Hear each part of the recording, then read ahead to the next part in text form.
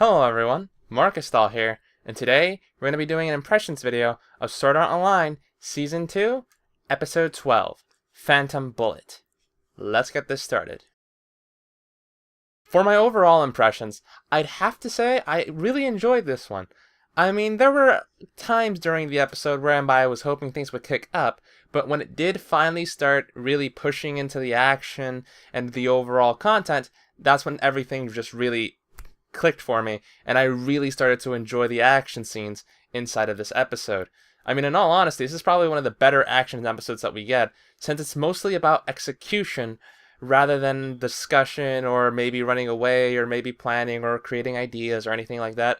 No, it's just plain old, straight up combat, and I loved it for it.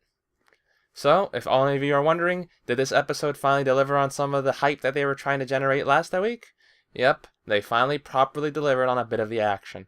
So give this episode a good old look-see over on Crunchyroll.com, Daisuki.net, Hulu, or whatever other service you use.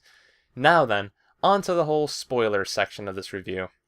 In terms of what happened, I noted earlier that the episode had some bits that I kind of felt dragged on a little bit, and those were really centralized at the beginning.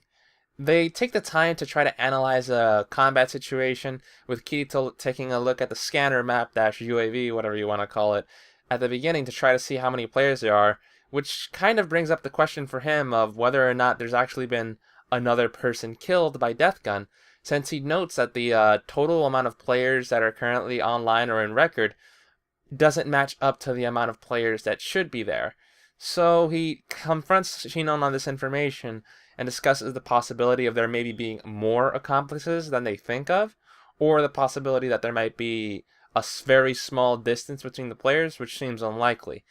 However, this conversation doesn't really live up to much data in this episode, although I have a feeling it's going to come up in the next one, and in all honesty, I don't really recall this bit that much from the light novels, so in some degrees I suppose my forgetfulness of this series does provide some benefits in this case. Finally, we start going into the action. Kirito goes and stands out in the middle of the desert. Shinon takes position to snipe Darkwind, the other remaining player in the situation, since even though there should technically be 5, there appear to be only 4. So Kirito's trying to analyze the situation and says, let's try to take out Darkwind so as to prevent any potential future damage to him, IRL, via Deathgon's modus operandi, which they still are kind of trying to figure out and suspect it might be an accomplice, as we said earlier. But aside from that, we finally get into the sweet old action. This begins with Kirito using that detection ability that he used earlier on in the series, whereby he seemingly, based on his own description, picks up on the killing intent of the other player. Yeah, at this point I just say because Kirito in that one, but anyhow, actually, maybe not because Kirito. I mean, they explained somewhat of a reasoning for this in the light novels, but in all honesty, I don't think it was all that well explained there either. So at this point, I really do think we should just take it at face value, and it's just an ability Kirito just happens to have because main character and super awesome. But aside from that, the action finally starts since he detects the bullet that Death Gun shoots at him from a distance, using that ability, and immediately just starts charging towards Death Gun. The bullet actually was so strong that it broke down some kind of pillar that was on the other side, and that took the other player, Darkwind, by surprise, which made him take up a defensive position, which only made him a set of duck for Shinon's nice good old Hecate 2. She takes the shot and then immediately starts to prepare to shoot Death Gun. However, Death Gun's shot and Shinon's shots apparently in midair kind of graze each other, only to go into each other's scopes, thereby disabling both of their weapons. Which I kind of feel bad for, since Hecate 2 is a pretty good weapon, but I suppose the actual scope can be replaced. Anyhow, we get to see some pretty awesome acrobatics on Kirito's part, just jumping around, basically, dodging bullets, breaking them using his sword. It just looks so cool, and it's probably one of the better action sequences I saw in this series so far.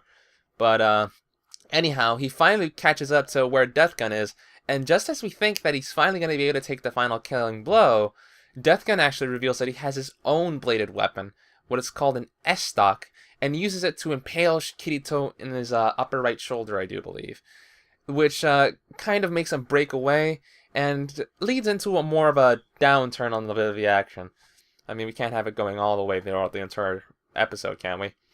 Anyhow, they decide to take a moment to break out of that action scene, and we go into IRL for a moment. Well, in canon IRL. So we get to see Asuna showing up in the hospital being guided by Yui on her smartphone, telling her which room Kirito's in. And he enters into the room, and the nurse is there watching over him. It's noted that his heart rate and other details are apparently really high on the monitor.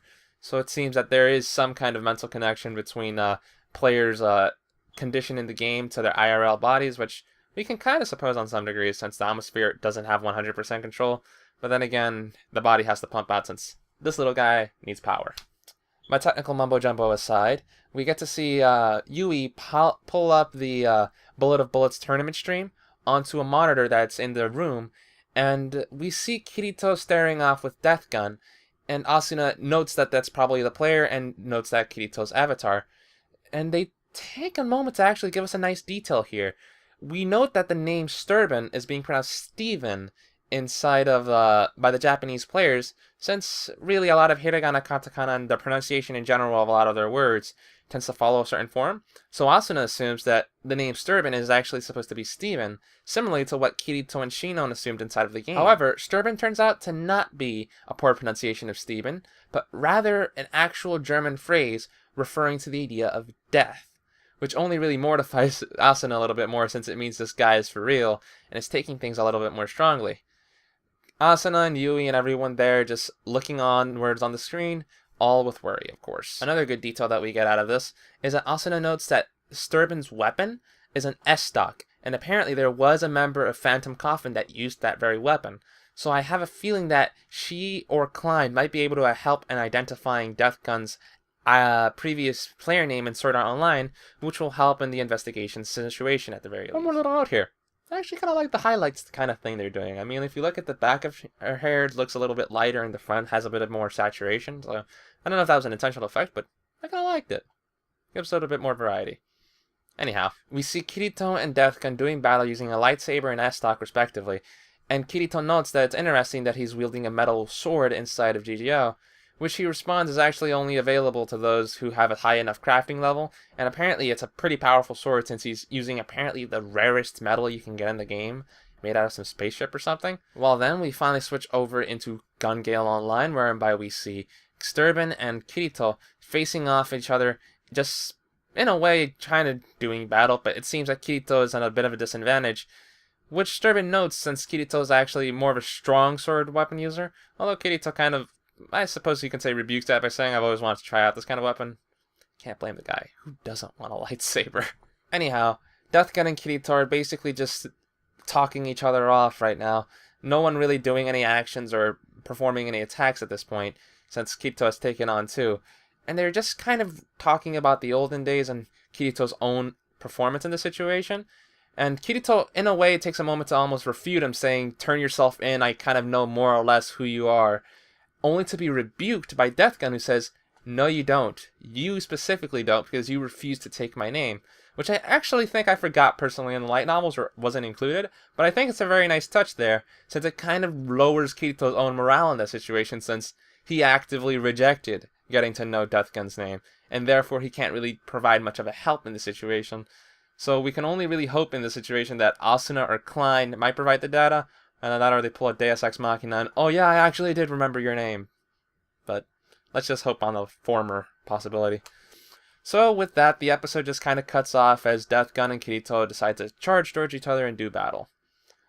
Overall, this episode is pretty action-packed and provided a lot of information. I really enjoyed it. I mean, that action scene in the middle with Kirito just flying off, all the shots being fired, it was just plenty awesome. It's probably my favorite one for this series so far, unless we count the situation with Pale Rider just flying around with acrobatics and all that. That was pretty epic too in my book. So anyhow, this episode's been pretty good, and if you really want to watch it, do remember you can check it out over on Crunchyroll, Hulu, Daisuki.net, and a bunch of other legal streaming sources. As I said earlier, this episode's probably one of my favorite, if not the favorite of mine for this season at the very least. Although I have to say I'm starting to look into review territory for this series, and so far, GGO's been pretty good for me, but I don't think it's really hit enough high notes for me to be completely satisfied with it. Anyhow, everyone, thank you very much for watching this video. Do remember to help the channel out by clicking the subscribe button if you haven't already subscribed, and hitting that like button to let people know that you like this video. Don't forget to share this on your social networks, on Twitter, Facebook, whatever other things you use. And do remember to check out the next video next week, since I do plenty of update videos for this, and am going to be covering Log Horizon pretty soon. Well, everyone, thank you very much for watching this video. This has been Marcus Dahl, logging out.